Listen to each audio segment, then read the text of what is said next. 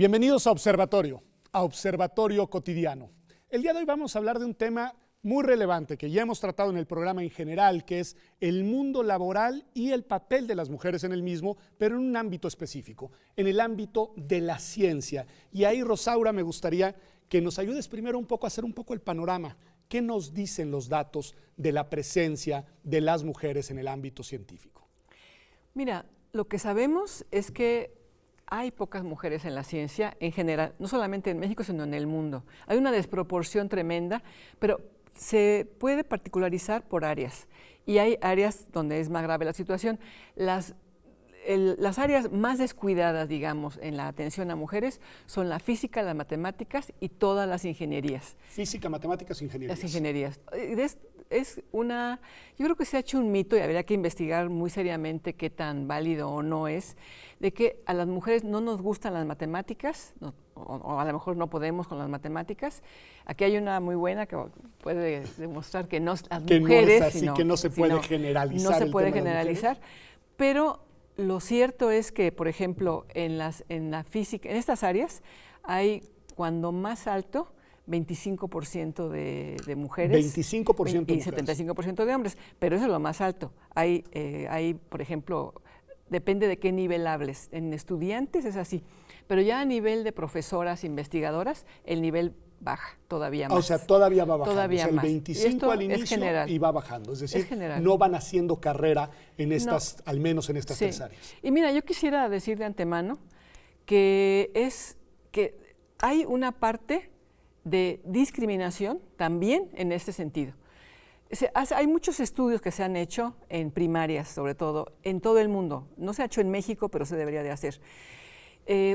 Hay una discriminación de parte de maestros y maestras hacia los niños, porque hay un estereotipo de que a los niños les gustan o pueden ser más capaces para hacer matemáticas o para estudiar física o cosas de tecnología que las niñas. Y hace parte de una base que puede estar incorrecta. A ver, ¿no? y eso que nos dice Rosaura es muy interesante porque puede ser algo que va reproduciendo patrones y tendencias e inercias. Yo leía para este programa algún estudio que decía que alrededor de los 6 años es cuando las niñas empiezan a abandonar, digamos, la pretensión o la aspiración de dedicarse a estas tareas. ¿Qué nos dirías? ¿Cuál sería tu explicación de por qué sucede esto, Edna? Bueno, hay una tendencia a dar roles femeninos y roles masculinos en los cuales las mujeres tienen que aprender a cuidar a los bebés, ¿no? Tienen que aprender a maquillarse, cosas así, y a los hombres les dan otro tipo de juguetes, ¿no? Juguetes más relacionados a la robótica, más relacionados a cosas que tienen una relación más cercana a la ciencia, ¿no? Yo tuve la gran fortuna de crecer en una familia en la que eso no sucedía, ¿no? Y aunque... Porque, a ver, cuéntanos un poco las características de esa familia. Pues, básicamente nada más éramos mi mamá y yo, entonces era una familia hecha de mujeres, ¿no? Okay. Y mi abuela también andaba por ahí, es divorciada, por cierto, entonces éramos puras mujeres, ¿no? Y aunque sí se me daban muñecas y demás, también siempre se me dieron como variedad de juguetes, ¿no? O sea, a mí me daban igual carritos, igual me daban juguetes con los que jugaban los niños, etcétera. Y además, en la unidad de la que yo vivía, había solo hombres, bueno, solo niños de mi edad, hombres, ¿no? Y pues con ellos pues solo podía jugar pues juegos de niños, ¿no? O sea, como a la pelota. Es que me parece importantísimo porque va más allá de lo anecdótico, Rosaura. Es decir, este punto te habla de eso que llamamos los patrones y los roles de género. Sí, claro. Es decir, que es la construcción social de los roles. No, sí, mira, sin duda, el género es una construcción social.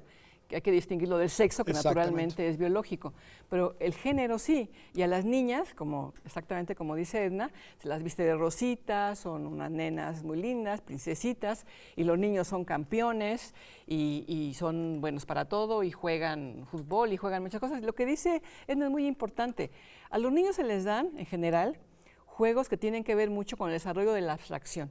Para la ciencia, pero sobre todo para las matemáticas y la física, es muy importante una capacidad muy alta de abstracción. Pensar en electrones o pensar en ecuaciones diferenciales tiene mucho que ver con algo que no observas, es pensamiento puro, es abstracto. Entonces, Yo creo que esa es una parte. Ya llevamos aquí dos. Estereotipos de niña a niño, donde hasta los colores de que se visten son diferentes, sus juegos son distintos, el trato hacia ellos es distinto. Y desarrollo de capacidades, y entonces, digamos, intelectuales. Desarrollo de capacidades. Y las mujeres ayudan capacidades súper importantes que aquí no vamos a discutir, por supuesto. El cuidar a niños, el preparar comida, etcétera, el cuidar a la gente es fundamental también. Pero no podemos descuidar la otra parte. Claro. También la parte del desarrollo mental, la parte que sí exige, como yo decía, no es tan concreto como cuidar a un bebé, sino hacer matemáticas es otro nivel de abstracción, sí tiene que dedicarse expresamente a buscar en niños y niñas. Yo sí quisiera aclarar, porque estamos diciendo como si los niños fueran buenos en matemáticas, pues no, pues tampoco. Tampoco, tampoco, y menos en nuestro país, donde hay un atraso demasiado grande, demasiado vergonzoso en la formación matemática de los mexicanos. O sea que todos andamos un poco mal, digamos, pero agrégale a las niñas que de por sí el país está mal en matemática, lo cual quiere decir que no tenemos excelentes maestros de matemáticas, que no promovemos las matemáticas en México. Agrégale a las niñas ese patrón que es para los dos lados, a las niñas la discriminación de que ellas aprenden a atender gente, aprenden a atender enfermos, aprenden a atender la casa, pero no se desarrollan ellas o no se busca el desarrollo expresamente intelectual. Y mental. Mucho menos con estas capacidades, y menos con las capacidades que se requieren. Abstractas que tiene que ver con armar, con rompecabezas, con los juegos Lego. Yo he visto los juegos Legos, Pedro, son para los niños, hay que armar una estación espacial para que la gente pueda en un momento dado vivir en Marte, ¿no? Investigar. La niña es una casita con 10 piezas donde ya está armado todo. Bueno. Es increíble, porque ya desde ahí vas prefigurando el asunto. Y aquí no es que me quiera quedar en lo anecdótico, porque no es anecdótico, es muy significativo. Lo que nos puedas contar de cómo ha sido tu experiencia como mujer científica joven en el entorno en el que vas desarrollando tu carrera, que es necesariamente, por los datos que me dan, un entorno sobre todo masculino. Muy masculino, sí. Sí, es cierto que... Creo que no hemos dicho que ella es física. Ella es física. Okay. Bueno, a lo largo de la carrera, yo una vez entrando a la carrera, pues sí, el ambiente está dominado por hombres, básicamente, ¿no? O sea, me refiero en el salón, ¿no? Hay muchos más hombres que mujeres. ¿Maestros? Sí, también, pero está un poco más parejo. Okay. Pero sobre todo es en el nivel de los alumnos, ¿no? O sea, la mayoría son hombres, ¿no? Y tú eres mujer y sí hay que hacer una lucha porque te vean como igual, ¿no? Y está desde decir, bueno, es que yo te trato a ti como igual, ¿no? Entonces tú me tienes que tratar de regreso como igual. Y sí sucede, ¿no? Pero también sucede que se les olvida entonces que eres mujer, ¿no? Y entonces no te pueden ver en ese rol femenino. Claro, es como si tuvieras que renunciar a tu feminidad para ser una compañera de tú a tú en el mundo científico. Claro. Eso me parece muy interesante. Y hay algo que dice Edna, digamos, que lo he escuchado en otros ámbitos y les quiero preguntar a las dos, en el campo específico de la ciencia, cómo se juega, que es este tema de que a las mujeres tienen que hacer escuchar su voz. Eso lo he escuchado mucho decir, que ¿no? Cuando algo dice un varón, entonces está validado, aunque minutos antes lo haya dicho una mujer. Totalmente, por eso se llama mansplaining, hombres explicando, ¿no? Porque tú dices algo y el hombre, es que casi como el vocero de Fox, ¿no? Casi dice lo que ella quiere decir, entonces explica, ¿no? Entonces, sí, hay esa actitud. Pues mira, el machismo es tremendo y uno de los responsables de esta desigualdad en la ciencia es el machismo. Eso es histórico. O sea, en la historia, ¿desde cuándo las mujeres hemos podido hacer ciencia? Solo recientemente.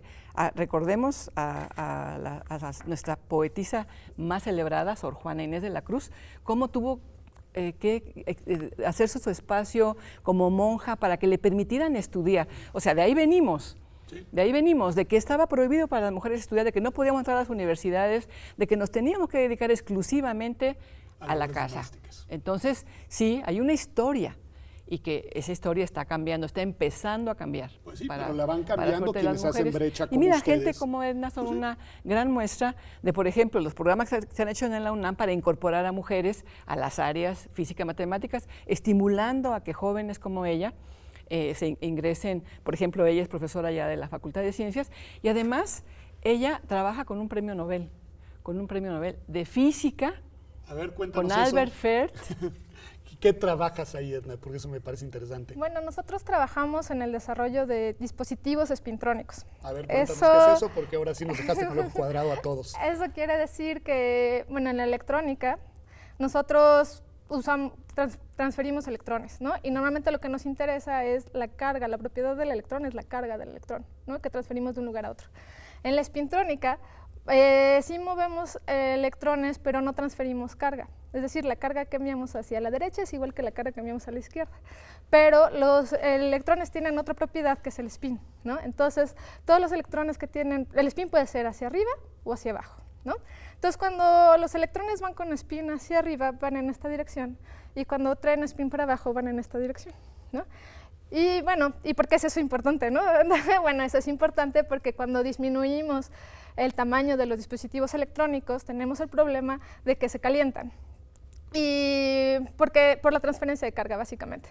Entonces, por medio de este sistema, lo que podemos hacer es reducir el tamaño de todos los dispositivos electrónicos, ¿no? A unos cuantos nanómetros, a capas delgadas realmente muy pequeñas, ¿no?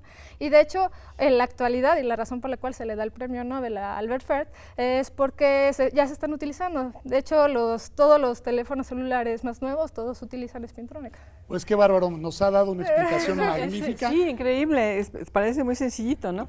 Pero este premio Nobel, o Nobel, es que en México decimos Nobel, es impresionante. Él hizo descubrimientos que tienen que ver con lo que explica Edna y además se aplica su conocimiento, y él también lo ha aplicado, a una cantidad de tecnología importantísima. Vamos a un corte y nos cuentas cuáles son los ejemplos de esa tecnología importantísima a la cual se aplican estos conocimientos científicos, en los cuales, que quede claro, participan también profesoras, en este caso como Edna, de nuestra Facultad de Ciencias de la UNAM. Ya volvemos aquí a Observatorio Cotidiano.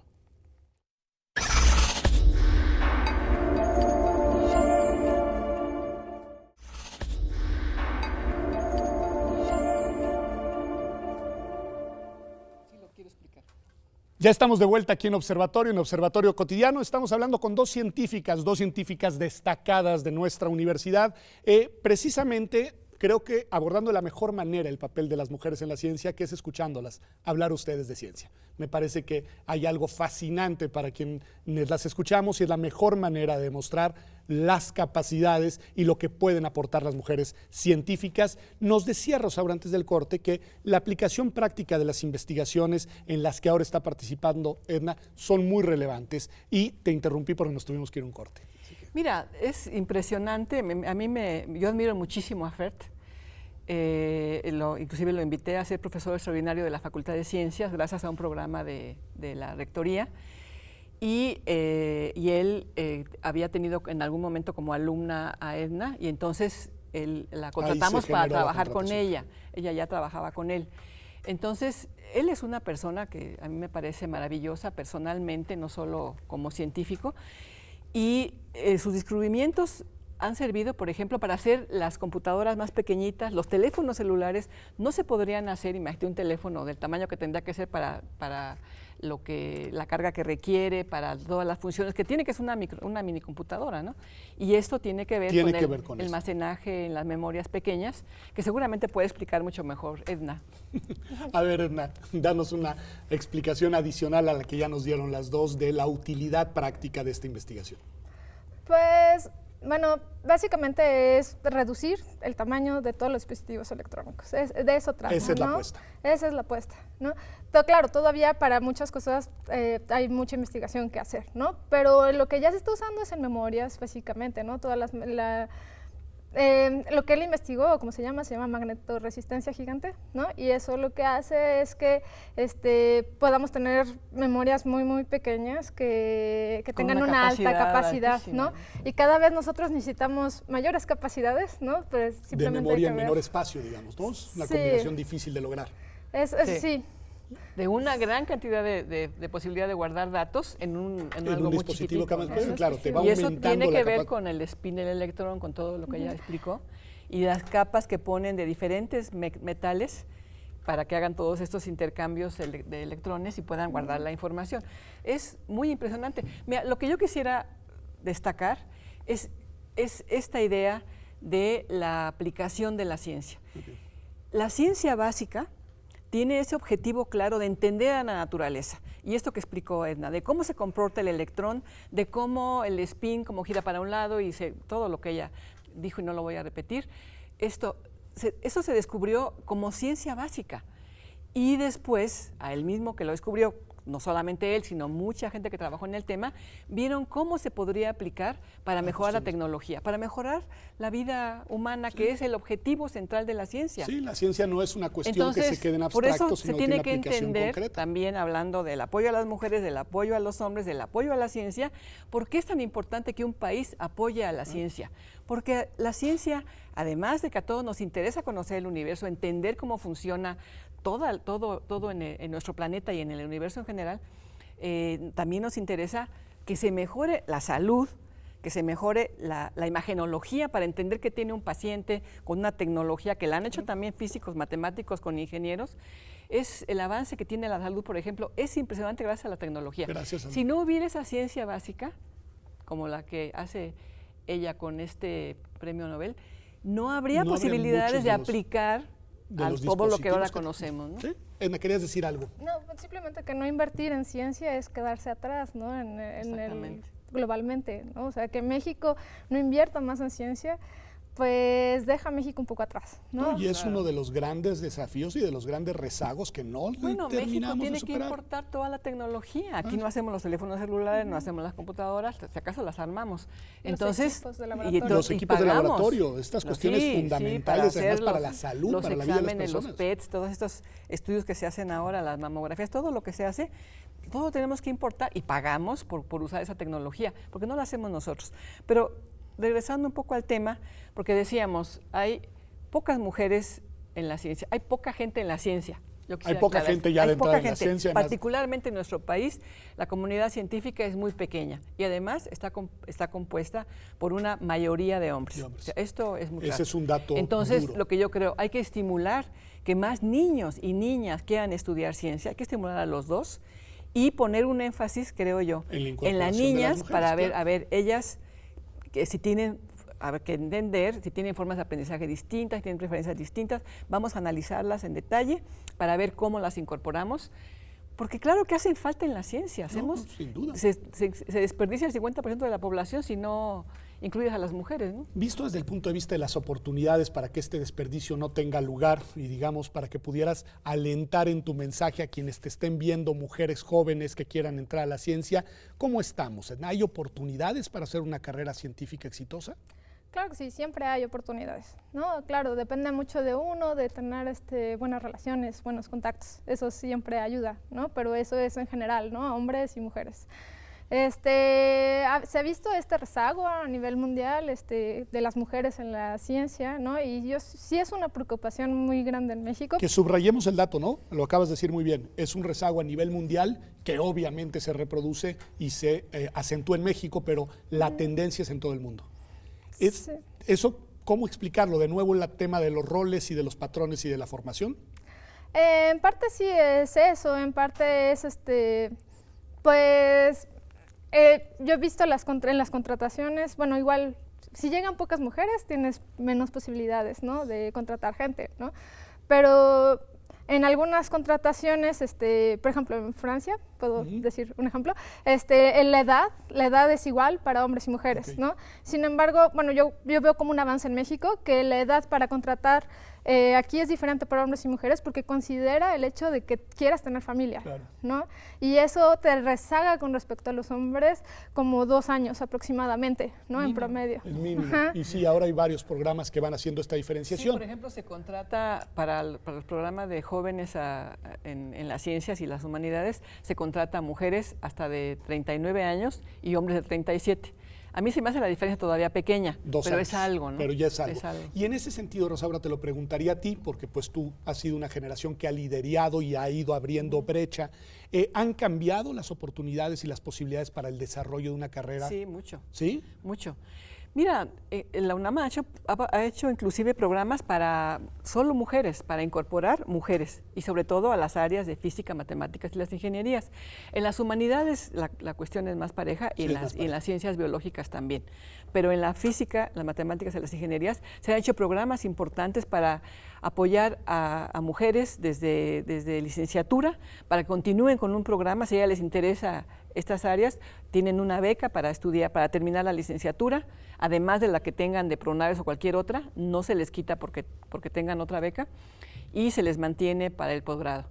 Y sí se les favorece, se les apoya, además, no nada más se les da el recurso, también se les apoya con tutores, etcétera, lo que necesiten, ¿no? Un tema que es recurrente en el ámbito, digamos, del conocimiento y de las universidades tiene que ver con la ubicación en las mejores universidades del mundo y esta cuestión de en dónde hacer carrera. Y Edna, te preguntaría, ¿tú estás, digamos, comprometida con hacer carrera en México o harías carrera en cualquier otro lugar del mundo sin distinción?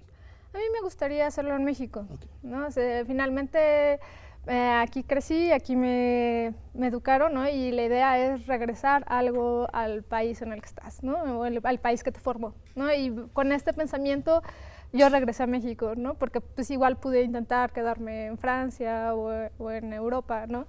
Y decidí que era mucho más importante regresar aquí, tratar de hacer crecer a la gente y darle esta experiencia que yo tuve a la mayor parte de gente que yo pueda.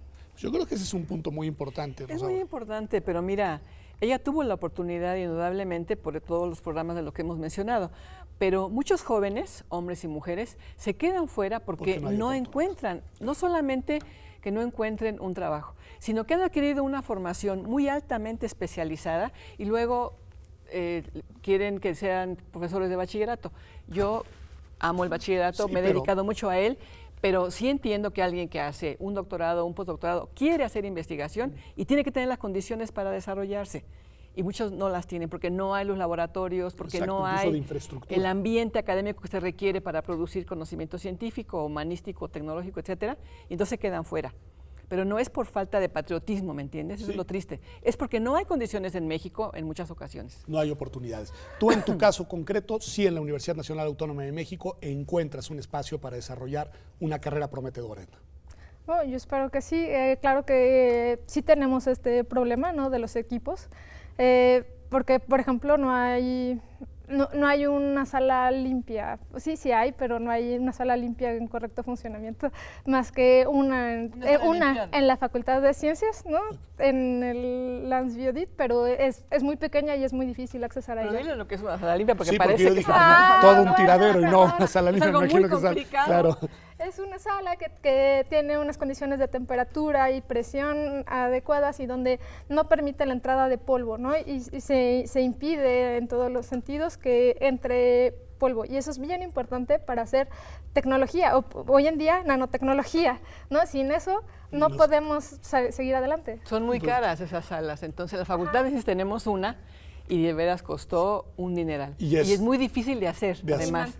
Y en México no hay tecnólogos que la sepan hacer, ni hay dinero para hacerlas, entonces son muy escasas, efectivamente. Pues con eso me quedo y que quede claro para el récord que intuitivamente pensé que cuando hablabas de sala limpia nos hablabas de algo más que de una higiene normal para el trabajo y de algo técnicamente relevante. Pues me da mucho gusto que hayan estado acá en Observatorio, Observatorio semanal, y además me parece muy importante que nos hayan ayudado a ver de la mejor manera cuál es el rol y la importancia del papel de las mujeres en la ciencia, no solo en México, sino en todo el mundo. Gracias a usted también por habernos acompañado aquí a TV UNAM. Nos vemos como todas las semanas el próximo martes en Observatorio Cotidiano.